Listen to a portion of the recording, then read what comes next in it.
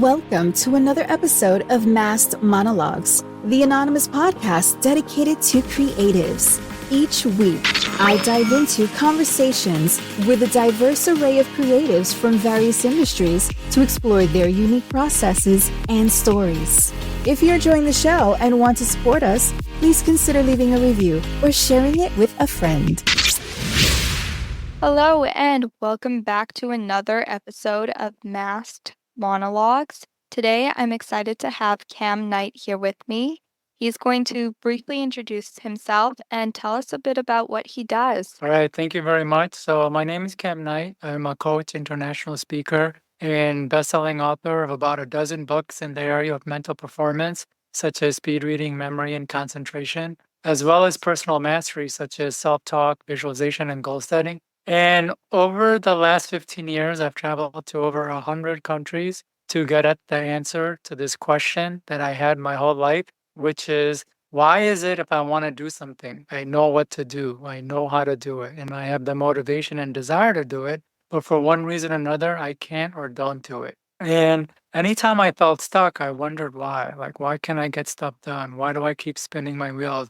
Why can't I just do this damn thing so I can get the result I want? And at the time, there weren't really any clear cut answers. The best answers I heard was, you need motivation or you need discipline. And I always thought, yes, motivation and discipline are part of the equation, but there had to be more to it. And over the years, reading a bunch of books and getting coaching and attending seminars and really going to the furthest reaches of the globe, I started to learn about the complexities of the brain. And over time, I started to realize that, hey, wait a minute, there's a part of our mind that's built to keep us from growing. There's a part of our mind that's built to stop us from doing things. And I call this part resistance. And it's a brick wall that we hit anytime we want to do something, but we can't.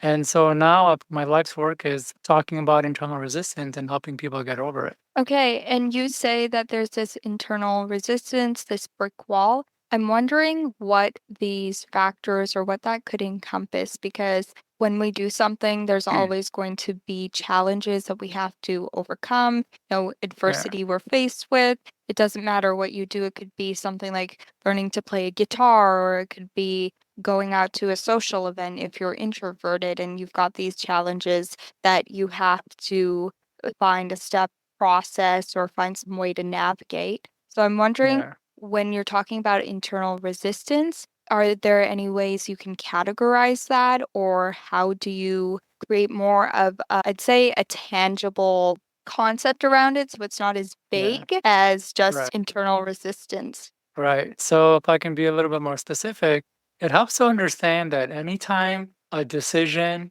action, or course of options stands before you, that decision gets analyzed by the brain using a whole host of criteria. And if the decision is not in line with any of the criteria, the brain will prevent action. And so it helps to think that every time you're about to go do something, it's as if you're standing before a panel of judges and board of directors. So every decision must go through them. If even one of the members is against the idea, it won't pass. So in a way, it's similar to our brain. Anytime we want to do something, our brain filters that decision using a whole host of criteria. Like it goes through a checklist. And if all the items aren't checked off, then you can't act. And so some of the more commonly known things that the brain filters through is like limiting beliefs and habits, as well as comfort zones. But there's a lot more other things that the brain is filtering through. And one thing could be something like self image. So, one of the reasons self resistance arises is because we're doing something that might force us to confront our self image.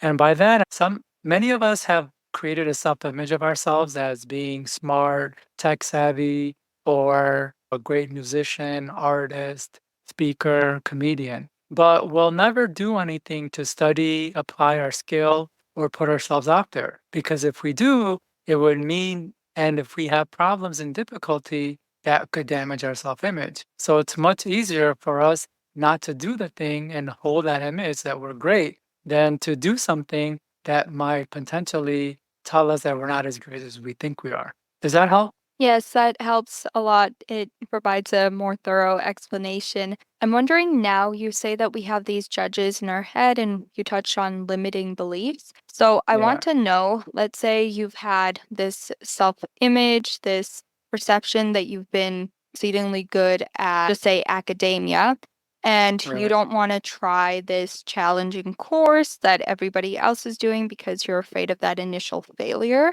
I'd say just trade the judges in your head because if you're thinking about a board, a panel, how do you trade some of those more negative judges out for positive ones that enforce you to grow as an individual and accomplish those goals? So that's a great question. So the answer would really mean that we handle each judge differently. So there isn't one blanketed solution. So if we have one issue with resistance, then we need to handle it differently than when a different issue comes up. And so I guess, for example, with the self-image, one of the things is it really helps to understand that oftentimes that the self-image that we create, we didn't even choose to create.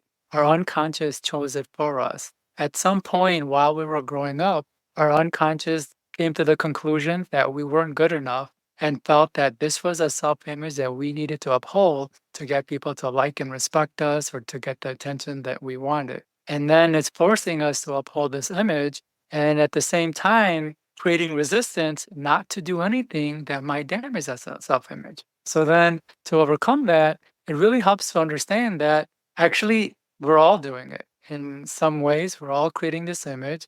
And even the big influencers that you see on your social media feed have this programming running that they need to do that thing so they can uphold that image. And so once we can understand it's not like a unique thing, it makes it easier to be like, okay, wow, I didn't make up this fantasy on my own. It was an unconscious process, and it's a process that's happening to a lot of other people. And the other thing is to understand that if we can let go of some of the self images that we're holding, it can make it so much easier to do the things that we want to do. And the self image, as much as it's a protection mechanism, it is limiting us. And so the best route is just to let go of that image versus trying to hold on to that. And you had mentioned about limiting beliefs. It's the same thing. When we have these beliefs that are running our lives, it's really important to understand that the thinking that's happening and to challenge it. So I have a really great story to share about this. Several years ago, I had met a woman at the beach of Chicago, and she was telling me how she's a model but wanted to move up to starting her own agency in Miami. And I asked her, why in Miami and not in New York or LA? Because those are the hotspots for the industry. And she said, because it would be too tough to get in. Now, in her mind, she had a belief that New York and LA were too tough to start a modeling agency. And whether or not that belief was true, it influenced her decision to want to start in Miami. But when I told her how that belief was actually may or may not be true, and she was acting on it as if it was true, it opened her mind to, oh my gosh, wow, there was this pattern of thought that I had that was just so real, but maybe it's real and maybe it's not. And I won't know unless I actually try and find out. Yes.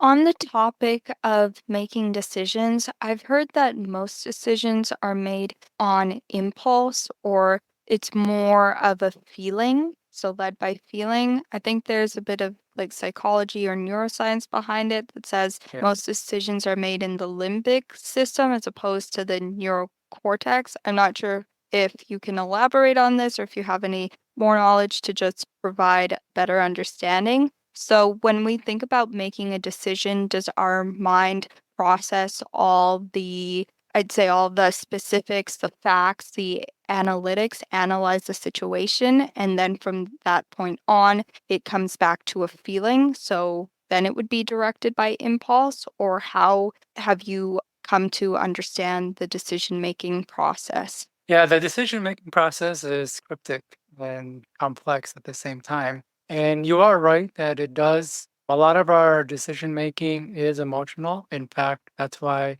in marketing, they put such a heavy emphasis on creating emotions to help you make decisions. In fact, there's a saying where if you don't make somebody feel something, they won't buy. So emotions do play a big role. And what's also interesting is that most of the decisions that we make consciously, or most of the decisions we're making, we're not actually making. It's like the unconscious already made the decisions and it's throwing up thoughts to make you follow along. So a lot of the thoughts that are in your head when you're making a decision isn't you actually thinking through a decision. It's your unconscious trying to convince you of a decision it's already made. And to expand on the point that you is a thinking happening underneath, it is because anytime we make a decision or decide to do something, there's a lot of processing that's happening in the background that we're not aware of. And I have a really great story to share. As I mentioned, I've traveled to over 100 countries around the world. And my travels have been quite inspirational to a lot of people where they'll come up to me and ask me about travel advice and how to do it and all of that. And even though I can give somebody the best tips to travel very easily, very safely, and very cheaply, very few actually follow it and actually do the traveling. And seeing this pattern over, I was like, what's going on? And after dissecting it, what I realized is that the, for these people, their mind was processing all the things that could go wrong. What if I buy the wrong flight? What if I pick the wrong date? What if I have to cancel and I can't get a refund? Or what if I don't make it to the airport? What if I miss my flight? What if I don't pack everything I need or miss my meds? Or what if I get robbed, pickpocket, or the hotel isn't nice? And so all these things are happening in the background, but they're not aware that's what's happening. All they feel is this resistance, like this feeling of being paralyzed in perpetual preservation. To answer one of the points you brought up, yes, the mind is processing all these things in the background. And a lot of times we don't notice the processing happen. All we notice is a feeling of, I can't do this, or the motivation to push to go ahead and do it. Did that answer the different points you brought up? Yes, it did. Thank you. So now I'd like to ask you more about your motivational speaking. And I'm wondering, how long have you been doing your motivational speaking for? Because you said you've also written books that you've sold. So Yeah. was that all interconnected? And why did you decide to go on stage and speak about your this process, the decision-making process, internal resistance?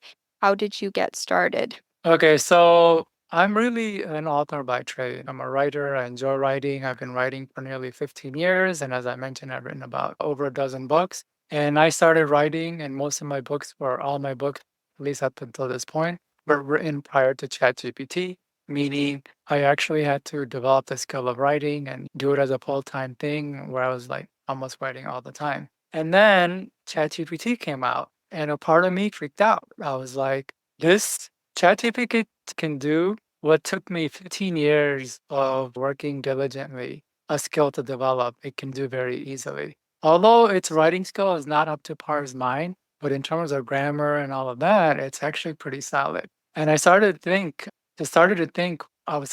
be more forward thinking about it. This is gonna make it harder for writers, especially for authors, because right now we can write so fast and eventually get to the point where it's gonna be able to write books. So I thought it was really important that I start pivoting. And I was doing well without having to go out and market myself and speak and even do podcasts like this. But in order to pivot and to just keep up with technology, I thought it would be very good to do that. So this is why I switched from writing and more into speaking and talking about this topic that I really enjoy. And in fact, once ChatGPT came out, I actually haven't written anything because I wanted to focus more on the getting myself out there in person or in front of people and market that way. Yes, and what I want to ask you now is, after interviewing a plethora of authors, just going back and forth, hearing their conversations, I've noticed that a lot of authors tend to be more introverted, and it takes them a bit of time to have that extroversion where they can go in public and speak about what they do. I'm wondering, are you someone who is naturally extroverted? Were you a good communicator just from the start, or did you have to work on your communication skills,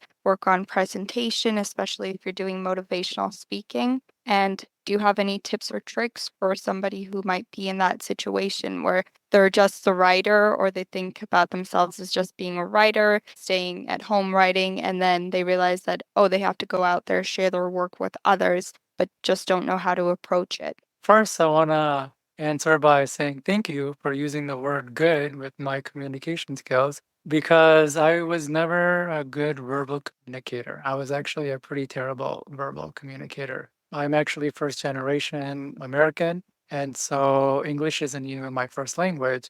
And for much of my childhood and young adult life, I had a very hectic and let's just say busy mind. So even in school, I really couldn't pay attention, so I really didn't develop good speaking skills, let alone even English skills.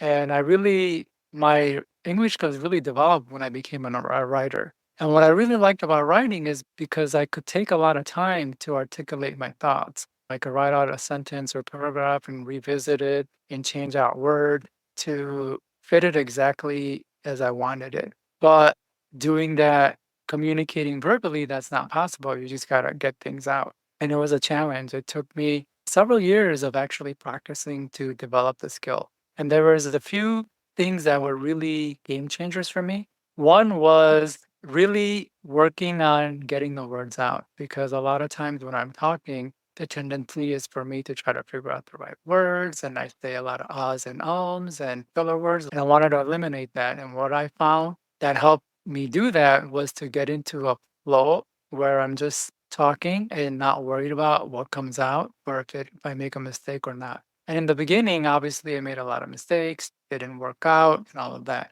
But the more I did it, the better I got at being able to get the words I wanted out as quickly and succinctly as possible. So that was really huge.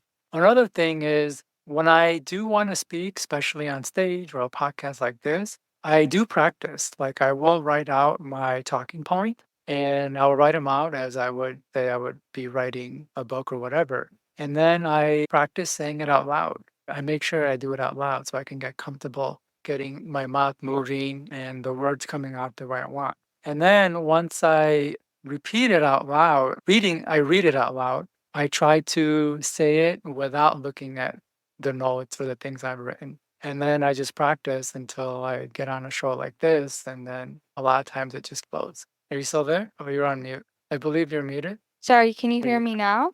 Yeah, I can hear you. Okay, I'm so sorry. I don't know why I was muted. No, I've heard that some people they record themselves while they're talking, so they'll put their camera on their phone, they start speaking into the mic, looking at the camera and just observing how they communicate. Have you ever done this in the past? Because I know when you're going back and you're watching the video, you always think to yourself, oh, I shouldn't have done this. I shouldn't have done this. I would change this. I would change this. I would do that. And some people just don't want to watch themselves communicate, speak, do a discussion, respond to a prompt, whatever it may be. I'm wondering, would you say that's a good approach? Or have you found that just having those bullet points, something as a reference point, is good to look back on and then expand on those points? So I think that's very solid advice. I think it's very useful and helpful to do, and I would recommend it for the people who don't mind going back and listening to themselves or watching to themselves.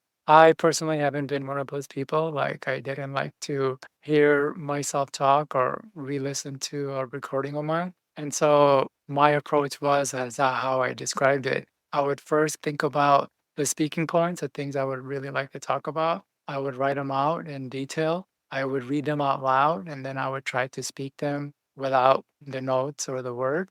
So I had it ingrained in my memory. And if I was really motivated, I would ask people to do some mock podcasts with me or mock presentations where they could ask me questions and I would answer them and I would ask them for their feedback and things of that nature. I didn't take it that one step where I would actually record myself and listen to myself talk. But I think it's a good idea if somebody's at a point where they're not averse to hearing themselves talk. Yes, and since you're a motivational speaker, you go on stage, you're in front of a crowd, in front of an audience. I'm wondering, how do you change your communication, your approach when you're in a room full of 30, 40, ever many people versus when you're just one on one, or maybe it's a small group of three people? I think my approach for the most part stays the same. I don't try to change it up whether I'm talking to one person or a small group or a big group or a big group. My thing has always been like I want to be a very clear and efficient communicator, meaning trying to communicate as much as possible with as little word and with as using words that are simple to understand. And I feel like I approach all of my interactions the same in that sense.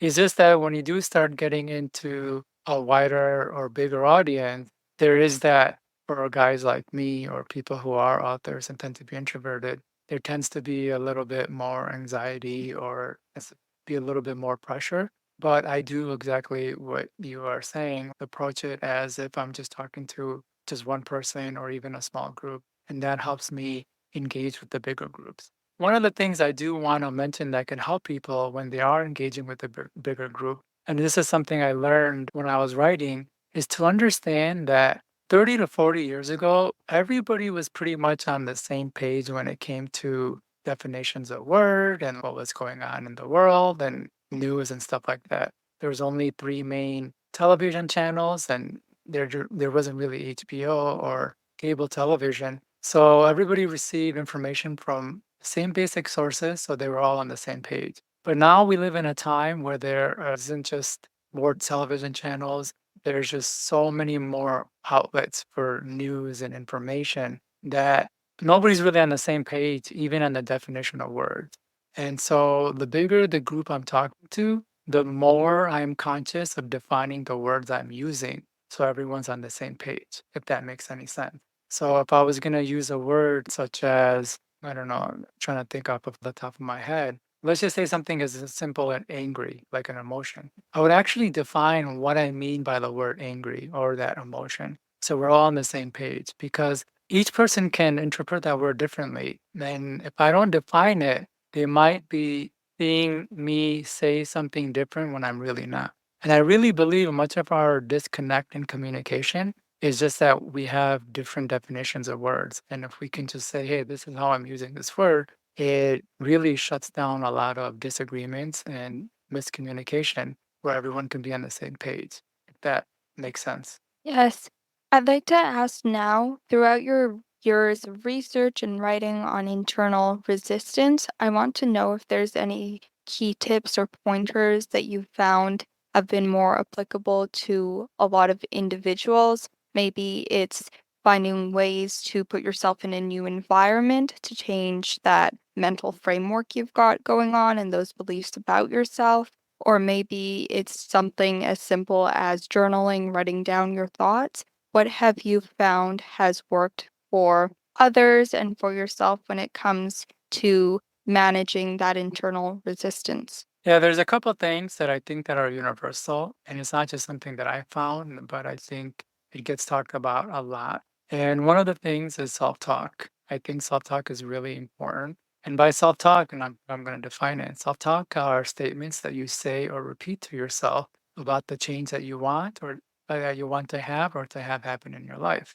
And so do you notice how I just defined what self-talk meant? Because if I just said self-talk, people could have different interpretations of what that means, and they would. And when I'm giving an explanation why it's important, they might think, I don't see how that could be helpful based on their interpretation. And so I think it's really important for people to talk in ways that'll reinforce the direction they want to go. So if they want to be more active and get things done, they would want to create statements like, I'm a do it now person. I do things now. I finish things right away. And if a person can repeat that on a regular basis, they'll magically find themselves doing more things. Or if somebody has issues with being on stage, they can repeat statements that help them get over that fear. I'm very confident and self assured on stage. I speak very calmly and confidently.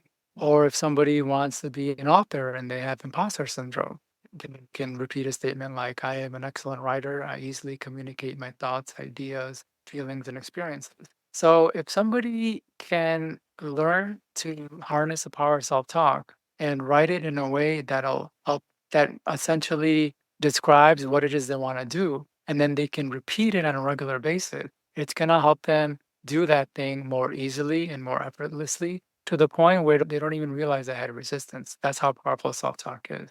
Yes. And a lot of time, go ahead. Oh, sorry. I was just going to say that it seems like a lot of those words that you're repeating to yourself seem to be associated with your identity and who you are. I am the person who does things now. That's a direct association with your identity, the person you are, instead of saying something like, I'll do this in 15 minutes or something that's not directly related to who you are. So, do you find that making those strong associations with your identity help you to actually act on those intentions? Yeah, I will say that my identity used to not be that. Like I was, the reason I talk about resistance is because I struggle with it a lot. I just couldn't get things done. I had a lot of motivation and aspirations, but I would start things or and wouldn't finish them, or I would start things and make decent progress, but I'll sabotage myself. I had, let's just say, whatever the opposite of being doing that person is, that's who I was.